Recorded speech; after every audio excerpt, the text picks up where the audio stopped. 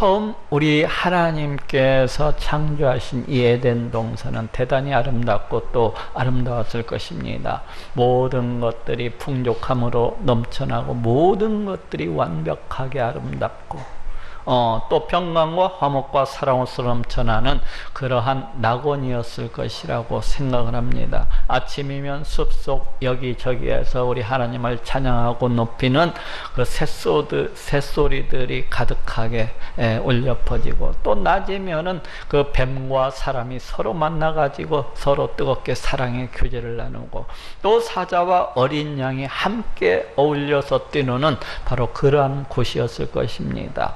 이런 에덴 동산 중앙에는 선악을 알게 하는 나무와 또 생명나무가 함께 자리를 하고 있었습니다.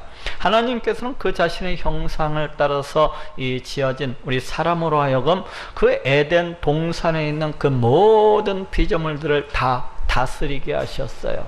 그렇지만 그 동산 중앙에 있는 이 선악을 알게 하는 나무의 이 실과만큼은 따먹지 못하게 하셨습니다.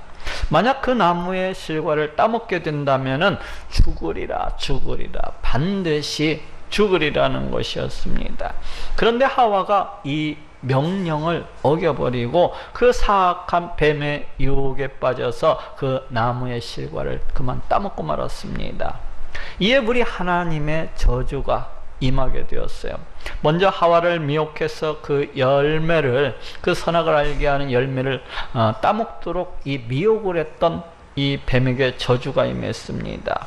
이로 인해서 뱀은 종신토록 이제 저주를 받아가지고 그 배로 기어다니게 되었고, 또한 종신토록 흙을 먹게 되었습니다.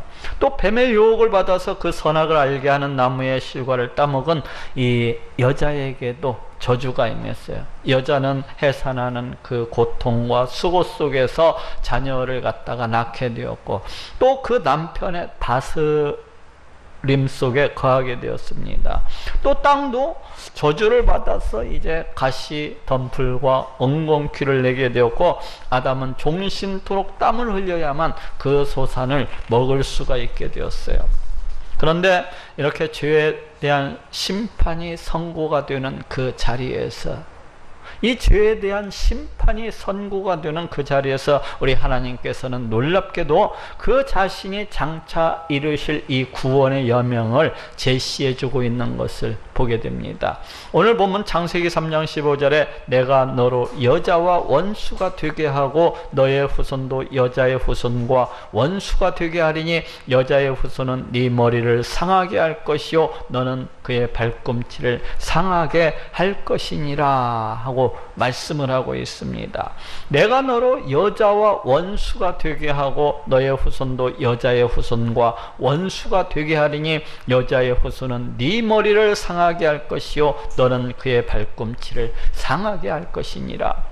이 말씀은 많은 사람들에 의해서 원시 복음이다 혹은 최초의 복음이다 하고 그렇게 불려지고 있습니다. 왜 그렇습니까? 이 말씀 속에는 죄로 인해서 영원히 죽을 수밖에 없는 우리 인간을 구원하시기 위한 우리 하나님의 놀라운 구원 계획이 제시가 되어지고 있기 때문입니다. 오늘은 이에 대해서 알아보고 또 은혜를 나누고자 합니다. 먼저 이 말씀은 우리 인간을 죄로부터 구원하시기 위해서 이 땅 가운데 오시는 메시아, 그 메시아가 여자의 후손으로 그렇게 오실 것을 말씀을 하고 있습니다. 고대 남성 중심의 세계 속에서 여자는 그 인격으로서의 대우를 받지 못하고 마치 집 안에 한 종류처럼, 재산의 한 종류처럼 그렇게 취급되어졌습니다. 마치 짐승이나 가축인 것처럼 한 집안에 그렇게 재산으로서 여겨졌고, 그다지 한 인격으로서 그다지 좋지 못한 그런 대우를 받아야 했어요. 그래서 그 후손을 이야기할 때에도 주로 남자의 이름을 따라서 부르고 남자의 이름을 따라서 호칭을 하고 있는 것을 보게 됩니다. 예를 들면은 아브라함의 자손이니 또 야곱의 자손이니 또 다윗의 자손이니 하면서 이렇게 호칭하고 있는 것을 볼 수가 있어요. 그런데 이러한 세계 속에서 오늘 본문은 특이하게도 여자의 후손이라고 이렇게 칭하고 있는 것을 보게 됩니다. 오늘 본문 창세기 3장 15절에 너의 후손도 여자의 후손과 원수가 되게 하리니 여자의 후손은 네 머리를 상하게 할 것이요 너는 그의 발꿈치를 상하게 할 것이니라 하고 말씀을 하고 있어요. 너의 후손도 여자의 후손과 원수가 되게 하리니 여자의 후손은 네 머리를 상하게 할 것이요. 이 말씀은 우리를 죄로부터 구원하시기 위해서 이 땅 가운데 오시는 그 메시아가 매우 특이하신 그러하신 분이시라는 것을 암시를 해주고 있습니다. 즉 우리 모든 인간은 그 누구를 막론하고 남녀 간의 관계를 통해서 잉태를 하고 또 태어나게 됩니다. 그렇지 아니하고 그저 우연히 그 어떤 다른 경로를 통해서 혹은 그 어떤 정신 나가는 사람이 주장하는 것처럼 진화를 통해서 그렇게 이 세상 가운데 오는 사람은 단 한 사람도 없어요. 우리 인간이라면, 우리 사람이라면 누구나 이렇게 남녀 간의 관계를 통해서 잉태되어지고 또 태어나게 되는 것입니다. 이는 어찌 보면은 이렇게 해서 태어나는 우리 모든 인간은 모두 다 남자의 후손이라고 할 수가 있어요. 그런데 장차 하나님께서 때가 되면은 이 땅 가운데 이제 메시아를 보내 주시게 될 것인데 그 메시아는 이렇게 일반적인 남녀 관계를 통해서 이 땅 가운데 오시는 분이 아니시라는 것을 지금 암시해 주고 있습니다. 이를 이사야 선지자는 다음과 같이 선포를 하고 있습니다. 이사야서 7장 14절에 그러므로 주께서 친히 징조로 너희에게 주실 것이라. 보라 처녀가 잉태하여 아들을 낳을 것이요 그 이름을 임마누엘이라 하리라 하고 말씀을 하고 있습니다. 보라 처녀가 잉태하여 아들을 낳을 것이요. 여기에서 처녀는 이제 히브리어로서는 알마라고 그렇게 부르는데 아직 결혼을 하지 아니한, 아직 성관계가 없는 그런 젊은 처녀를 가리키는 말입니다. 그런데 지금 무엇이라고 말씀하고 있습니까? 아직 결혼도 하지 아니한, 아직 성경험도 전혀 없는 그 젊은 처녀가 아기를 낳게 될 것을 말씀을 하고 있습니다. 곧 아직 결혼도 하지 아니한, 그 아직 남자를 알지 못하는 그 젊은 처녀가 잉태를 하고 또 아기를 낳게 될 것인데 바로 그것이 다윗 왕국이 멸망치 아니하고 다윗 왕국이 영원하리라는 그러한 증거가 되리라는 것입니다. 과연 어떻게 되었습니까? 마침내 우리 하나님께서 작정하신 때가 되었어요. 어느 날 가브리엘 천사가 아직 남자를 알지 못하는 마리아에게 찾아와서 다음과 같이 고지를 하고 있습니다. 누가복음 1장 31절에서 35절에 보라 네가 수태하여 아들을 낳으리니 그 이름을 예수라 하라. 성령이 네게 임하시고 지극히 높으신 이의 능력이 너를 덮으시리니 이러므로 나실 바 거룩한 자는 하나님의 아들이라 일컬으리라 하고 말씀을 하고 있습니다. 성령이 네게 임하시고 지극히 높으신 이의 능력이 너를 덮으시리니, 성령의 능력으로, 우리 하나님의 능력으로 아직 남자를 모르는 동정녀 마리아가 잉태하게 될 것을 말씀을 하고 있습니다. 이렇게 예수님은 남자를 알지 못하는 이 동정녀 마리아의 몸을 통해서 곧 성령의 잉태하심을 통해서 이 땅 가운데 오셨습니다. 다시 말해서 우리 예수님은 여느 사람들처럼 그렇게 남자의 후손이 아니라 여자의 후손으로서 이 땅 가운데 오신 것입니다.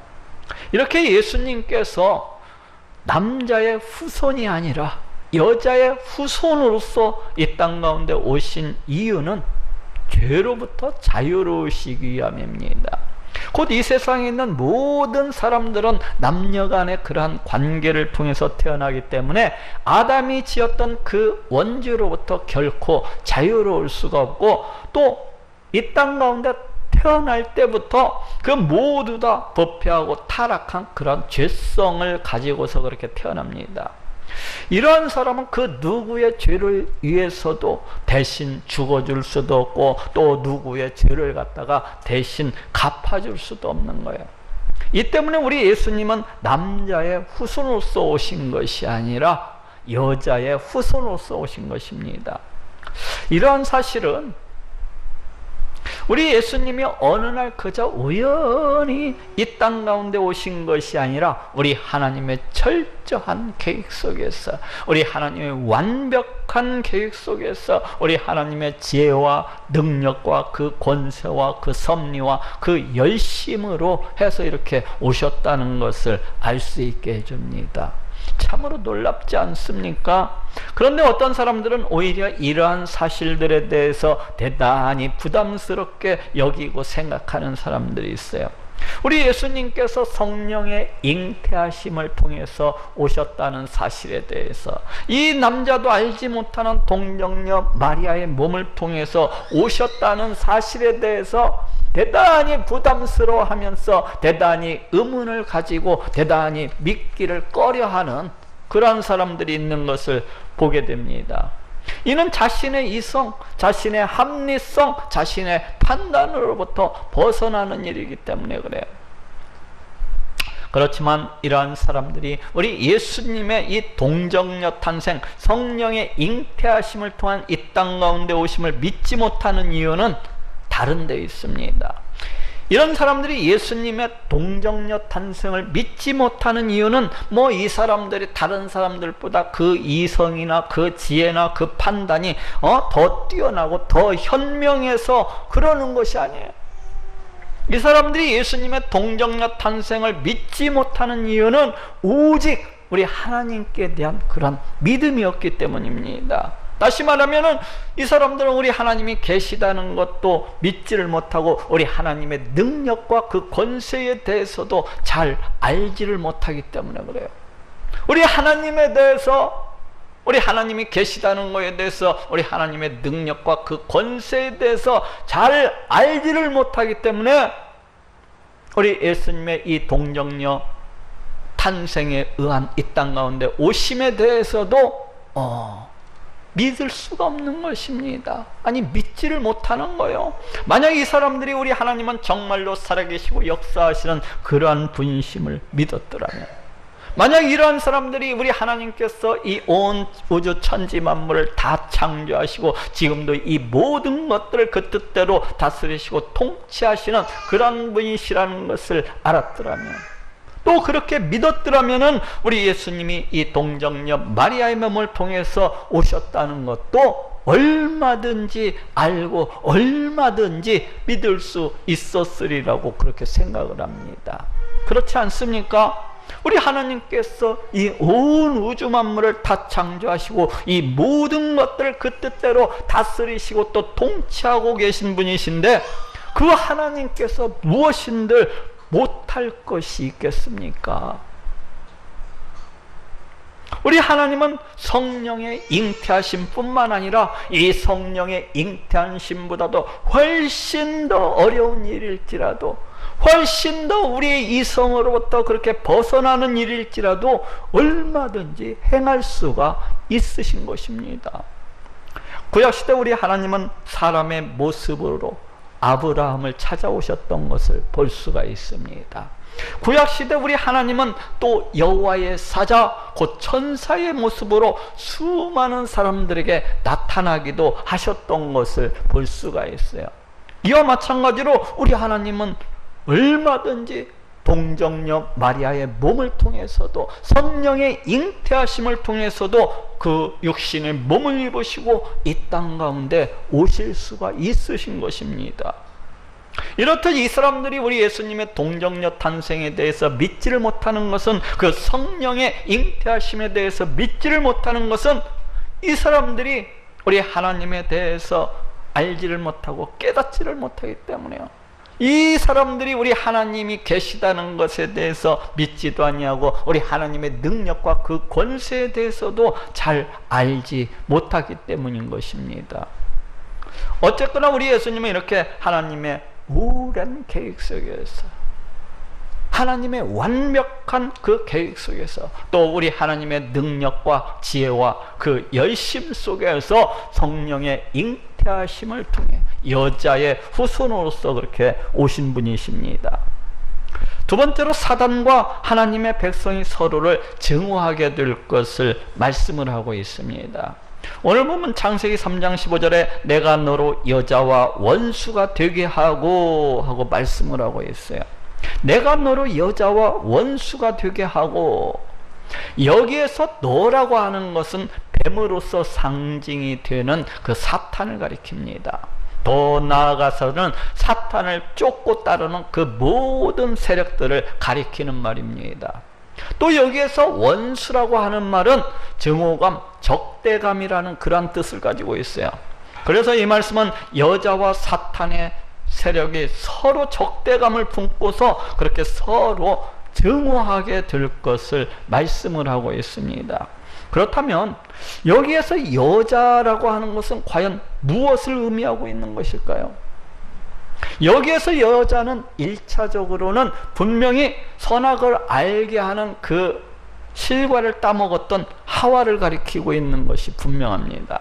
그렇지만 여기에서 여자라고 하는 것은 하와를 대표로서 하는 하나님의 모든 백성들을 가리키는 말입니다.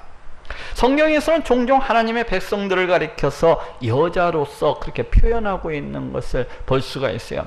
저 구약 성경 속에서도 우리 하나님은 종종 이스라엘 백성들의 남편으로서, 또 그 이스라엘은 그 아내로서 이렇게 표현되어지고 있는 것을 볼 수가 있습니다. 또 성경 다른 곳에서 이스라엘은 종종 부녀로서 또 딸로서 그렇게 표현되어지고 있는 것을 볼 수가 있어요. 또 신약 성경 속에서도 우리 하나님의 백성들을 가리켜서 그리스도의 신부라고 그렇게 일컫고 있는 것을 볼 수가 있습니다. 또 다른 곳에서는 뭐 처녀로서 혹은 부녀로서 혹은 여자로서 그렇게 표현되어지고 있는 것을 볼 수가 있어요. 내가 너로 여자와 원수가 되게 하고, 이렇게 여기에서도 여자라고 하는 것은 1차적으로는 우리 이 선악과를 따먹었던 이 하와를 가리키고 있는 것이 분명하지만, 더 높게는 우리 하나님의 백성들을 가리키고 있습니다.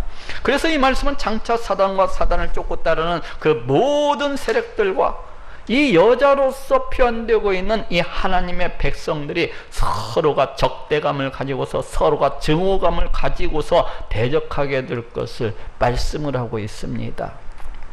어떻게 되었습니까?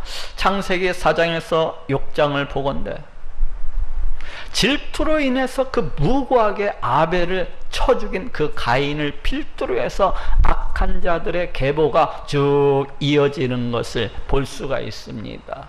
또 그 반대로 아담의 셋째 아들 이 셋 계열에 우리 하나님을 섬기는 경건한 자들의 그 족보가 계속해서 이어지고 있는 것을 볼 수가 있어요. 또 그 뒤로도 이스마엘이 이삭을 핍박하고 또 못살게 구는 것을 볼 수가 있고, 또 예서가 그 동생 야곱을 죽이려고까지 했던 것을 볼 수가 있습니다.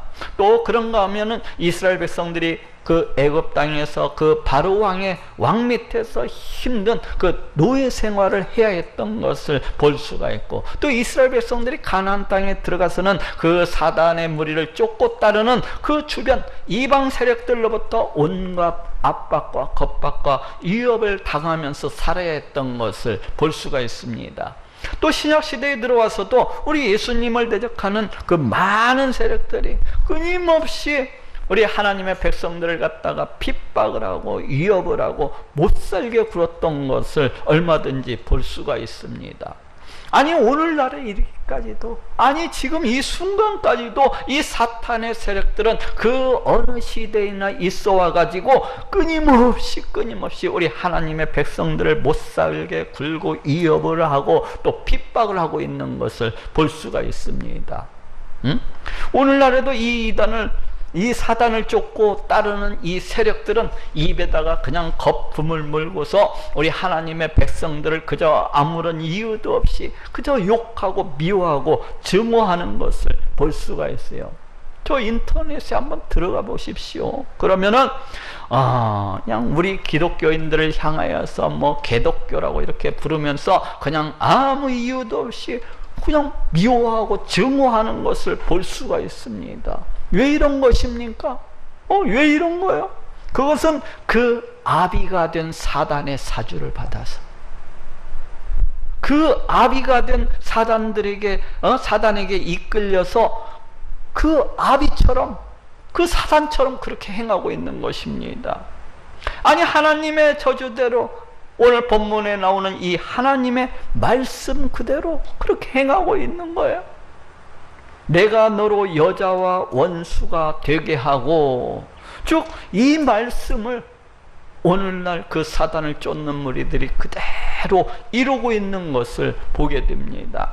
예수님께서도 요한복음 15장 18절 19절에서도 세상이 너를 미워하면 너희보다 먼저 나를 미워한 줄 알라. 너희가 세상에 속하였으면 세상이 자기의 것을 사랑할 터이나 너희는 세상에 속한 자가 아니요 도리어 세상에서 나의 택함을 입은 자인고로 세상이 너희를 미워하느니라 하고 말씀을 하고 있습니다.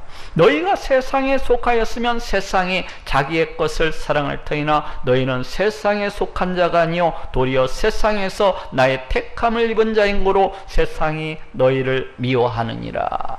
여기에서도 세상이라고 하는 것은 사단과 그 사단을 쫓고 따르는 그 모든 세력들을 일컫고 있는 말입니다. 그러한 세상이 우리 하나님의 백성을 갖다가 증오하고 미워하고 또 핍박하는 이유는 그들이 우리 하나님께로부터 택함을 받지를 못하고 저주를 받았기 때문이라는 것입니다. 그들이 이 세상이 우리 하나님의 백성들을 갖다가 못살게 굴고 미워하고 핍박하고 증오하는 이유는 그들이 사탄에게 속한 자들이기 때문이라는 거예요. 사단에게 속한 자들이기 때문에. 그래서 그 아비 사단의 행위를 쫓아서 그 자녀가 된 그들도 똑같이 그렇게 행하고 있는 것이라는 것입니다.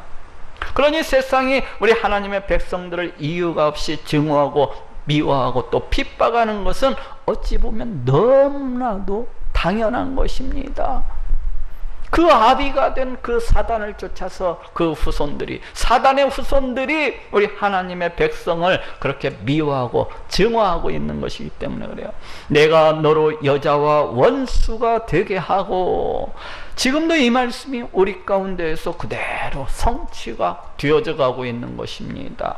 그러니 자기 자신이 이 세상으로부터 그저 아무런 이유도 없이 미움을 받고 있고 또 핍박을 받고 있고 또 위협을 당하고 있다고 한다면은, 야, 나는 진정 하나님께로부터 택함을 받은 자가 분명하구나 하고 위로를 받으시기를 바랍니다. 내가 너로 여자와 원수가 되게 하고, 그러면 우리는 또 어떠합니까? 우리는 지금 이 말씀대로 과연 사단과 원수가 되어 있는 것입니까? 우리는 과연 지금 이 말씀대로 사단을 미워하고 사단을 증오하면서 그렇게 살아가고 있는 것이 맞습니까? 아니면은 아직도 사단과 가까이에서 사단과 친밀히해서 사단의 종으로서 그렇게 살아가고 있는 그런 모습은 아닙니까? 내가 너로 여자와 원수가 되게 하고, 이 말씀대로 우리가 하나님의 백성이 맞다면은, 이 말씀대로 우리가 여자에게 속한 그런 하나님의 백성이 맞다면은, 우리는 지금 당연히 사단을 미워하고 또 증오하면서 그렇게 살아가야 하는 것입니다. 왜냐하면 하나님의 백성은 우리 하나님께서 그렇게 살아가리라고 말씀을 하셨기 때문에 그래요. 내가 너로 여자와 원수가 되게 하고, 내가 너로 여자와 원수가 되게 하리라. 그러니 우리가 지금 사단을 미워하지도 아니하고 또 증오하지도 아니하고, 더 나아가서는 사단의 그 괴계에 대해서, 그 미혹에 대해서 그냥 아무런 느낌도 없고 아무런 감흥이 없다면은 그 사람은 과연 자기 자신이 우리 하나님의 백성이 맞는 것인지 그렇게 되돌아와야만 하는 것입니다. 왜냐하면 하나님의 백성은 이 말씀대로 내가 너로 여자와 원수가 되게 하리라. 이 말씀대로 사단을 미워하고 증오할 뿐만 아니라 그 사단의 미혹과 유혹들에 대해서도 미워하고 증오하고, 더 나아가서는 그 사단에게 속한 모든 것들에 대해서 대적하고 싸워야 하는 것이 마땅하기 때문입니다. 그렇지 않습니까? 내가 만약 우리 하나님의 백성이 맞다면 당연히 사단을 미워하고 증오할 뿐만 아니라 사단의 그 모든 유혹과 미혹에 대해서도 미워하고 증오하고, 더 나아가서는 사단에 속한 그 모든 것들에 대해서 대적을 하고 이 사단과 힘써 싸워야 마땅한 것입니다. 가령 내가 사탄의 미혹과 유혹을 받아서 그 어떤 죄를 범하게 되었다면 하나님의 백성은 마땅히 이에 대해서, 이 죄에 대해서 안타까워하고 또 안타까워하고 애통해하고 슬퍼해야 하는 것이 마땅한 것입니다. 그렇지 아니하고 사단의 미혹과 유혹을 받아서 그 어떤 죄를 범하게 되었을지라도 그 죄에 대해서 그저 아무런 느낌도 없고 아무런 감흥도 없다면 그 사람은 과연 그 자신이 우리 하나님의 백성이 맞는 것인지 뒤돌아봐야만 되는 것입니다. 또 가령 내가 그 어떤 상황 속에서 사단의 미혹과 그 유혹을 받고 있다면, 내가 그런 상황 속에서 하나님의 백성이 맞다면 마땅히 그 사단에 대해서 대적을 하고 물리쳐야 마땅한 거예요. 예수 그리스도의 이름으로써 명하노니 사단아 떠나갈지어다 하고 그 사단과 대적하면서 싸워야 되는 것입니다. 그렇지 아니하고 그 사단의 유혹과 미혹 가운데 있을지라도 그것을 대적지도 아니하고 오히려 즐기고 있는 것이라면은 그 사람은 자기 자신이 하나님의 백성이 맞는지 뒤돌아봐야만 되는 것입니다. 왜냐하면 하나님의 백성은 마땅히 그 사단을 미워하고 증오하고 더 나아가서는 그 사단과 대적해서 싸워야 되는 그러한 존재이기 때문입니다. 물론 아직도 그 사람이 사단에 속하 있는 자라면은, 사단에 붙잡혀 있는 자라면은 그 사람은 결코 사단과 싸우지도 아니할 뿐만 아니라 그 사단의 미혹과 유혹에 대해서도 대단히 너그럽고 또 관대하게 될 것입니다. 왜 그렇습니까? 그 아비된 사단을 쫓아서 똑같이 행하고자 할 것이기 때문에 그래요. 그렇지만 하나님의 백성이라면은 그 사람은 마땅히 사단의 모든 유혹과 미혹에 맞서서 힘껏 싸우며 힘껏 대적하게 되는 것입니다. 그것은 어찌 보면 우리 하나님 백성의 본능이기도 한 것입니다. 그러니 자기 자신이 하나님의 백성이 맞다면은 마땅히 사단을 미워하고 증오를 하고, 더 나아가서는 사탄의 그 모든 미혹과 유혹에 맞서서 힘써 대적하고 힘써 싸워야 하겠습니다. 마지막으로 사탄과 사단의 세력들은 여자의 후손을 미워하고 증오할 뿐만 아니라 여자의 후손의 그 발꿈치를 상하게 할 것을 말씀을 하고 있습니다. 반면에 여자의 후손은 그 사탄의 머리를 상하게 할 것을 말씀을 하고 있어요. 오늘 본문 창세기 3장 15절에 너의 후손도 여자의 후손과 원수가 되게 하리니 여자의 후손은 네 머리를 상하게 할 것이요 너는 그의 발꿈치를 상하게 할 것이니라 하고 말씀을 하고 있습니다. 너의 후손도 여자의 후손과 원수가 되게 하리니, 여기에서 너의 후손이라고 하는 것은 사단을 쫓고 따르는 그 무리들을 가리킵니다. 또 여기에서 여자의 후손은 앞에서도 이야기했다시피 이 땅에 여자의 후손으로서 오시는 바로 그 메시아를 가리킵니다. 그래서 이 말씀은 사단뿐만 아니라 사단을 쫓고 따르는 그 무리들도 장차 이 땅 가운데 오시는 메시아, 그 여자의 후손으로서 오시는 이 메시아를 미워하고 증오하고 또 대적하게 될 것을 말씀을 하고 있습니다.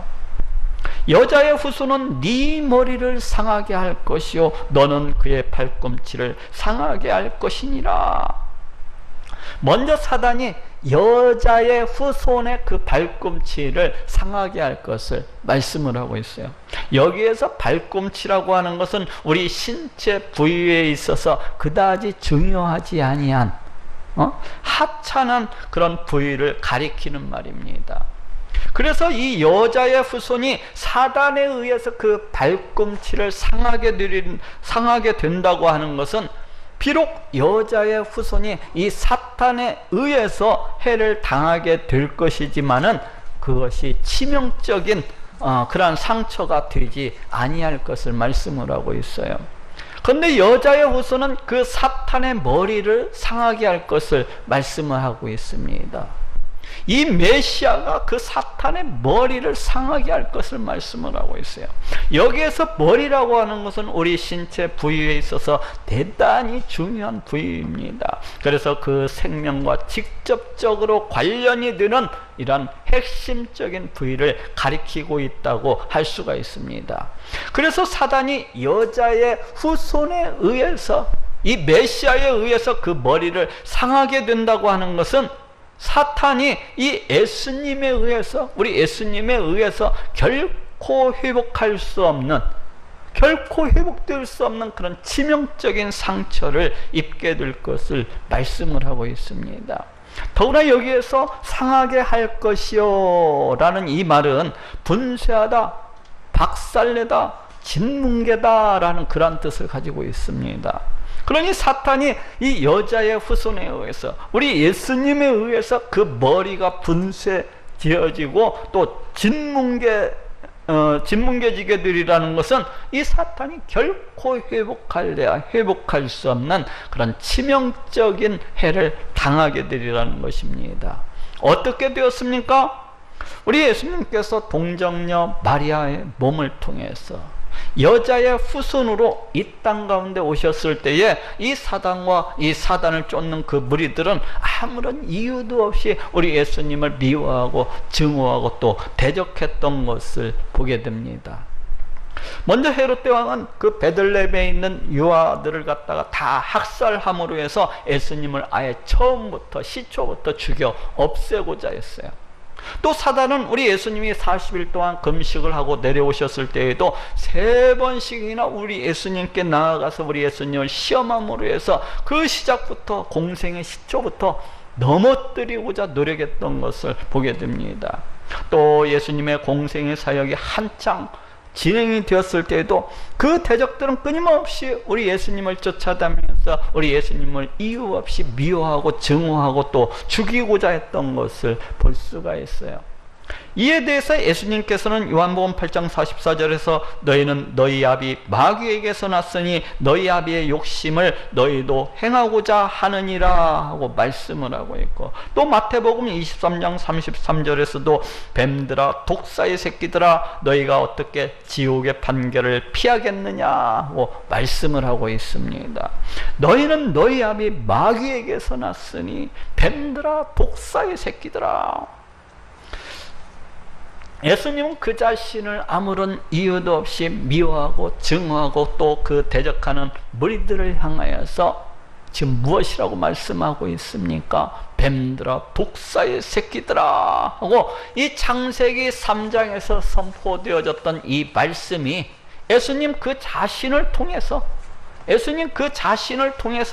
이렇게 성취되어지고 있다는 것을 밝히시고 있습니다. 너의 후손도 여자의 후손과 원수가 되게 하리니, 이렇게 예수님께서 여자의 후손으로 이 땅 가운데 오셨을 때 그 사단과 그 사단을 쫓고 따르는 그 무리들은 끊임없이 우리 예수님을 쫓아다니면서 우리 예수님을 미워하고 또 증오하고 또 대적을 했습니다. 그렇게 하다가 그들은 마침내 우리 예수님을 붙잡아 가지고 십자가에 못 박아서 그렇게 죽여버리고 말았어요. 그렇지만 이들의 이러한 행위는 심히 오판이었습니다. 잘못 계산된 거였어요. 아니, 이는 오히려 성경의 말씀을 성취하는 일이 되어버렸습니다. 왜 그렇습니까? 왜냐하면 성경은 끊임없이 이 땅 가운데 오시는 메시아, 그 메시아가 오시게 되면은 이제 십자가에 달려 피 흘려 죽으심으로 말미암아서 우리 인간의 모든 죄를 다 사해 주실 것을 그렇게 말씀해 오셨기 때문에 그래요. 그리고 이들의 이러한 행동은 그들 스스로 그 자신들의 숨통을 조이고 그 자신들을 해롭게 하는 그런 결과를 가져오고야 말았습니다. 왜냐하면 예수님께서는 그 십자가에 달려 피 흘려 죽으심으로 말미암아서 그 십자가 위에서 죄와 사망과 사탄의 모든 권세를 다 깨뜨려 부시고 계셨기 때문에 그래요. 이에 대해서 이사야 선지자는 이사야서 63장에서 예수님의 이러한 모습을 이제 큰 전쟁에서 승리를 하고 돌아오는 장수의 모습을 통해서 보여주고 있습니다. 이사야서 63장 1절에 에돔에서 오며 홍의를 입고 보스라에서 오는 자가 누구뇨? 그 화려한 의복, 그 큰 능력으로 걷는 자가 누구뇨? 그는 내니 의를 말하는 자요 구원하기에 능한 자니라 하고 말씀을 하고 있습니다. 그 화려한 의복, 그 큰 능력으로 걷는 자가 누구뇨? 그는 내니 의를 말하는 자요 구원하기에 능한 자니라. 여기 에돔으로서의 애표가 되는 그 사단의 진지를 다 박살을 내버리시고 보모도 당당하게 걷고 그 개선 장군하는 한 장수의 모습을 볼 수가 있습니다. 이 장수가 누구입니까? 그는 바로 장차 이 땅 가운데 오시게 될 메시아, 바로 우리 예수님이십니다. 예수님은 이렇게 십자가에 달려 피 흘려 죽으심으로 말미암아서 그 십자가 위에서 죄와 사망과 사탄의 모든 권세를 다 깨부수셨습니다. 또 이에 대해서 골로새서 2장 15절에서는 정사와 권세를 벗어버려 밝히 드러내시고 십자가로 승리하셨느니라 하고 말씀을 하고 있습니다. 정사와 권세를 벗어버려 밝히 드러내시고 십자가로 승리하셨느니라. 이를 공동번역 성경은 다음과 같이 번역을 하고 있습니다. 십자가로 권세와 세력의 전신들을 사로잡아 그 무장을 해제시키고 그들을 구경거리로 삼아 끌고 개선의 행진을 하셨습니다 하고 이렇게 번역을 하고 있어요. 곧 우리 예수님께서 십자가에 달려서 피 흘려 죽으심으로 말미암아서 그 십자가 위에서 사단의 모든 진지들을 갖다가 다 초토화를 시키고 사단의 그 모든 무리들을 다 사로잡아서 무장을 해제시키고 그 십자가 위에서 개선의 행진, 곧 승리의 행진을 하였다고 그렇게 말씀을 하고 있습니다. 다시 말해서 사단과 그 무리들은 우리 예수님을 십자가에 못 박아서 그렇게 죽였지만은 오히려 예수님은 그 십자가 위에서 사단의 모든 진지들을 갖다가 다 초토화시키고 이 사단의 머리를 박살을 내시고 짓뭉개시고 그 십자가 위에서 승리의 행진을 하고 계셨던 것입니다. 여자의 후손은 네 머리를 상하게 할 것이요 너는 그의 발꿈치를 상하게 할 것이니라. 우리는 이 말씀이 이 예수님의 이 십자가 사건을 통해서 그대로 성취가 되어지고 있는 것을 보게 됩니다. 자, 따라합시다. 여자의 후손은 네 머리를 상하게 할 것이요. 우리 예수님의 이 십자가 죽으심은 그저 어느 날 우연히 일어난 그저 그런 사건이 아니에요. 이는 우리 하나님의 오랜 계획이요, 우리 하나님의 완벽한 계획이요, 또 우리 하나님의 지혜와 능력과 권세와 그 열심으로써 이루신 놀라운 구원의 사건인 것입니다. 이토록 놀라운 구원을 기뻐하시고 또 감사하시는 모든 분들이 되시기를 우리 예수님의 이름으로 축원합니다.